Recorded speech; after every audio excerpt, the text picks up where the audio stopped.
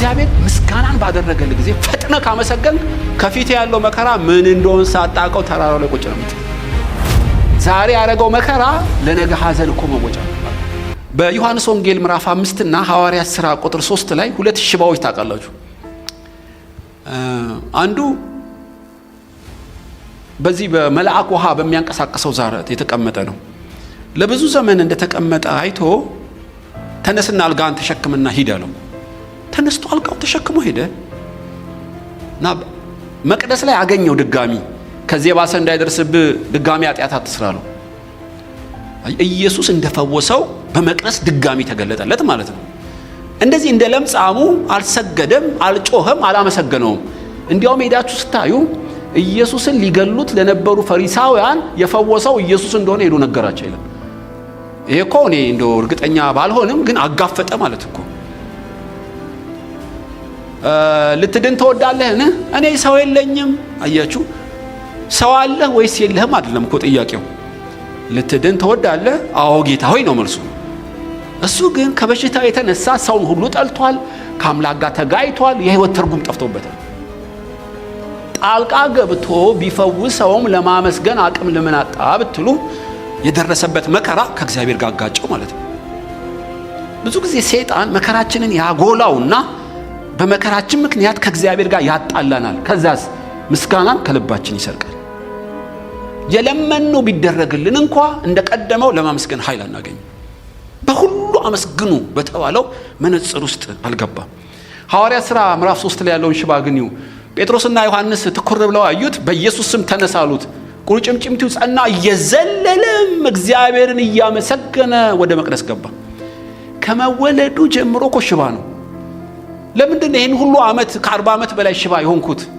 የእናቴ አባቴ ኃጢአት ነው፣ ምን አድርጌ ነው እያለ ከእግዚአብሔር ጋር ሲጣላ ኃይሉ አልደከመም ማለት ነው። ድሮውንም እግሩ ሽባ ይሁን እንጂ ልቡ ግን ሽባ አይደለም። ይገርማቸዋል። ውጭው በለምጽ ይመታ እንጂ ይሄ ሳምራዊው ውስጡ ግን በለምጽ አልተመታም። የነፍስ ክሳት አልደረሰበትም። አጋጣሚውን ሲያገኘው ማመስገን ጀመር። ዳንኤል አንበሳ ጉድጓድ እንደሚጣል የበሩ ላይ ጽሑፍ ሲያነብ ገባ፣ እግዚአብሔርንም አመሰገነ የሚል ተጽፎ ታገኛላችሁ። አንበሳ ውስጥ ስላልጣለ የዳንኤል ምስጋና። ጳውሎስና ሲላስ ራቁታቸውን ገረፏቸው፣ በግንድ ጠርቀው ወህኒ ቤት ጣሏቸው። ጳውሎስና ሲላስም በራእይ ነው ወደዚህ የመጣሁት ጌታ ሆይ የልጄ ክርስቶስን ወንጌል ነው የሰበኩት፣ አንተ ወዴት ነህ አላሉ አይደለም። ሲያመሰግኑ ይላል። የሚገርም ነው። ለምን እንደተገረፍኩ አላቅም። ራቁቱ ሮማዊ አይገረፍም፣ በግንድ አይጠረቅም። ይሄ ሁሉ የደረሰብኝ ጌታ ሆይ ለምንድን ነው አላሉ። እያችሁ ከመከራው ውጪ ሲያመሰግኑ ምድር ተንቀጠቀጠ፣ ስራ ተፈታ፣ የእግዚአብሔር ክብር በወህኒ ቤት ውስጥ ተገለጠ። ብዙ ጊዜም አመስጋኝ ማን ነው? ለምነን ከተቀበል ነው፣ ፈልገን ካገኘኑ ጋር ስለምናቆራኘው። የለመኑ ሲዘገይ ማጉረምረም እንደ እስራኤል ልጆች እንጀምራለን። የማያቋርጥ ምስጋና ውስጥ የሚገቡት በነገር ሁሉ ሁልጊዜ እግዚአብሔርን ማመስገን ወደሚችል ቅኝት ውስጥ እንገባ ነው ማለት ነው። ትዝ ይላችኋል በሉቃስ 13 ላይ ይመስለኛል ጌታ ኢየሱስም ወደ አንድ ምኩራብ ገባ። በዛም ለ13 ዓመት ወይ 18 ዓመት የጎበጠች ሴት አየ እና እቺ የአብርሃም ልጅ ሆና ለ18 ዓመት ሙሉ ሰይጣን ያጎበጣት ልትፈወስ አይገባምን? እጁን ጫነባት፣ ቀጥ አለች። ሆኖ ያቀም እኮ አይደለም። የእግዚአብሔር ልጅ ክርስቶስ በአካል ገባ እዛ ምኩራብ ውስጥ እና እጁን ሲጭናት የማይካድ ፈውስ ለ18 ዓመት ያያት ቀጥ አለች። ኦ እግዚአብሔር እስራኤልን ጎበኘ ብለው አመሰገኑ። የምኩራቡ አለቃ ግን ተቆጣ ይላል። ለምን ተቆጣ? መልሱልኝ። ከዚህ ውጪ ማረጋገጫ ምን አለ? አይደለም የእግዚአብሔር ልጅ በምኩራብ ተገኝቶ ቤቱን የእግዚአብሔር መንፈስ ሞልቶ አይኑ እያየ የሚያረጋግጠው ፈውስ እያየ ለምን አላመሰገነም? ተውት። ማመስገን ቢያቅተው ዝም ቢል በጥሩ ነበር። ነገር ግን ተቆጣ። ኢየሱስ ምን አለው? አንተ ግብዝ አለው። ይሄ ሰውዬ የተቆጣው የምኩራብ አለቃ ይምሰል እንጂ ልቡ ከእግዚአብሔር በጣም የራቀ እንደሆነ ትንቢት መናገር ትችላላችሁ። ጣራ ሲያፈስ ሲያጉረመርም፣ ልጁ ስትታመም ሲያጉረመርም፣ አይደለም ለምኖ በዘገየበት ሲያጉረመርም እግዚአብሔርን ማመስገን የሚባል ነገር ከህይወት ኦልሬዲ ጠፍቷል። የእግዚአብሔር ልጅ ኢየሱስ በአካል እቤቱ ቢገባም ማመስገን አቃተው። ለምን? የተወሰደበት ገና ድሮ ነው ይሄ ጸጋ። ስለዚህ አንደኛ ልንጠነቀቅ የሚገባው ሁልጊዜ በነገር ሁሉ እግዚአብሔርን ማመስገን ካልቻል መቼም ማመስገን አንችልም ማለት ነው። ይሄ ነገር ቢሆንልኝ ኖሮ እንዴት እንደማመሰግን ታይ ነበር የምትሉት አይደለም። አሁን ባለህበት ማንነት ማመስገን ካልቻልክ የፈለገ ነገር ቢሆንልህ ማመስገን አትችልም። ይመስልሃል እንጂ አትችልም። ውጤቱ ስታዩ በእውነት አመርቂ ነው። ከዚህ ወገን በቀር እግዚአብሔርን ሊያከብር የተመለሰ የለምን? የእግዚአብሔር ክብር በሕይወት የሚገለጠው የሚያድን ሕያው እምነት እንዳለህ የሚረጋገጥልህ የሚጻፍና የሚተላለፍ ታሪክ ካንተ የሚወጣው እግዚአብሔርን በነገር ሁሉ ማመስገን ስንችል። አመስጋኝ ለመሆን እንዴት እችላለሁ? በነገር ሁሉ በደረሰብኝ አንተ ጻድቅ ነህ ብዬ በመከራም ቢሆን እግዚአብሔርን ማመስገን ስችል ነው። ትዝ ይላችኋል፣ ሊያ ያገባችው እኮ ፓትሪያርክ ነው። ድንቅ ነው። የወለደችው እኮ ይሁዳ ነው፣ ሮቤል ነው፣ ስምዖን ነው፣ ሌዊ ነው። የነ ሙሴ እናት እኮ ነች። የነ ዳዊት እናት እኮ ነች። ኢቭን የክርስቶስ ቅድመ እናት ነች ሊያ። ነገር ግን ደስተኛ አይደለች። ደስታዋን የነጠቀው ምንድነው? አይነ ልም ነኝ ብላ ስለምታስብ። አይነ ልም ማለት ሾራራ ማለት ይመስለኛል በአዲሱ ትርጉም።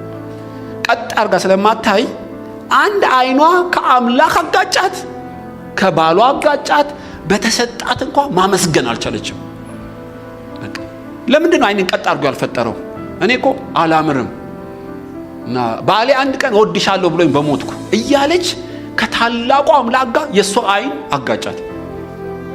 ትንሽ እኮ ጤናችን ይታወቅ ኮምፕሊትሊ ከአምላክ ጋር እንጣላለን። እግዚአብሔር እኮ ያን ያደረገው ለበጎ ነው። መጠላቷን ስላየ እኮ ማህፀኗን ከፍቷል።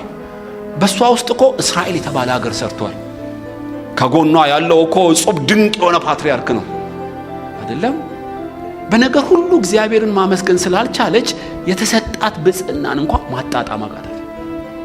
ዘሴምቲንግ ራሄል በጣም ውብና ድንቅ እኮ ነው ውበቷ። ለ20 ዓመት የነበረውን መከራ ያስረሳችው የራሄል ውበት ነው። እንዴት ነው እጅግ ታምር ነበር ይላል ሙሴ ሲጽፍልን። እግዚአብሔር እኮ ነው ውበት የሰጣት። የሚወድ ባል እኮ ነው የሰጣት። ነገር ግን ደስተኛ አይደለችም። አመስጋኝ ልብ የላትም። ለምን አታመሰግንም? ልጅ የለኝም፣ መካን ነኝ፣ እከሌ 7 ወልዳ እኔ ባዶዬን ሆኜ። አየህ፣ በልጅ ላይ በምትቀበለው ላይ ስታሳርፍ በነገር ሁሉ ማመስገን ሲያቀታት ህይወቷ ምስቅልቅል ሆነ። እንዲያውም ቢንያምን ስትወልደው ስሙን ቢኒኦኒ ያለችው። ቢኒኦኒ ማለት እግዚአብሔር አስጨናቂ ነው ማለት ነው። ከአምላኳ ጋር ጣላት። ይገርማችኋል። እግዚአብሔር እኮ አስጨናቂ አይደለም። ዮሴፍን ሰጥቷታል፣ ቢንያምን ሰጥቷታል። ኤፍሬምና ምናሴ ከሷ ማህፀን የወጡ ናቸው። እስራኤልን የሰሩ 4 ምሰሶች ከራሄል ማህፀን የወጡ ናቸው። ታውቃላችሁ። አመስጋኝ ስላልሆነች፣ በነገር ሁሉ አመስጋኝ ስላልሆነች የእግዚአብሔር ስዕል ተሰወረባት። የህይወት ትርጉም ጠፋባት። አንዳንዶቻችን እግዚአብሔር ከሊያና ከራሄል እኮ አላሳነሰንም። ነገር ግን ይገርማችኋል፣ ለማመስገን የሰለጠነ በነገር ሁሉ ለማመስገን በሚል የተወቀረ ልብ ስለሌለን አይደለም የእግዚአብሔር ክብር በእኛ እንዳይገለጥ ለትውልድ የሚተላለፍ ስራ ከኛ እንዳይፈልቅ ምክንያት ሆኗል ማለት ነው። አንዱ ልንጠነቀቅ የሚገባው ስለ ምስጋና ያለን አመለካከት። አመስጋኝ እንዴት እንሁን? በደረሰበት ሁሉ ማመስገን ስትችል እኮ ነው አንደኛው። ሁለተኛውን ግን ምስጋና የህይወት ቀዳሚ በማድረግ ነው። በደረሰበት ሁሉ ማመስገን ነው አንደኛ።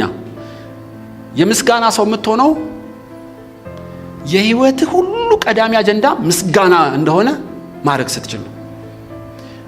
እነዛ 9 ወዴት ሄዱ? ምናልባት እናቱን አፍቃው ሄደ፣ ወይም የሰደበውን ሰው ልኩን ለመንገር ሄደ። አላቅም ወዴት እንደሄዱ። ወደ ፈለጉበት እኮ መሄድ ይችላሉ። በቅድሚያ ግን የፈወሳቸውን እግዚአብሔርን ሊያመሰግኑ ይገባቸው ነበር። የፕራዮሪቲ ጉዳይ ነው። 9 ከዚህ በኋላ አላመሰግኑትም ማለት አልችልም በድፍረት። ወይ መቅደስ አግኝተውታል፣ ስጦታ ሊያመጡለት ይችላሉ፣ ቴንኪው ሊሉት ይችላሉ። ግን ቱሌት ሰውየው ግን ወዲያውኑ ፈጥኖ እየጮኸ ሰው ሁሉ እየሰማው አይደለም፣ በትህትና እየሰገደ አመሰገነው። ምስጋናን ቅድሚያ ያደረገው ማለት ነው።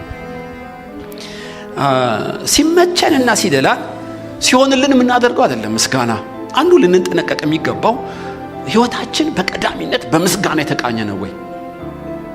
ፈጥኖ ለማመስገን ዝግጁ ነን? ይሄን እምላችሁ ያለ ምክንያት አይደለም። አሁን መኪና ስንነዳ አንዳንዴ ምን አደርጋለሁ?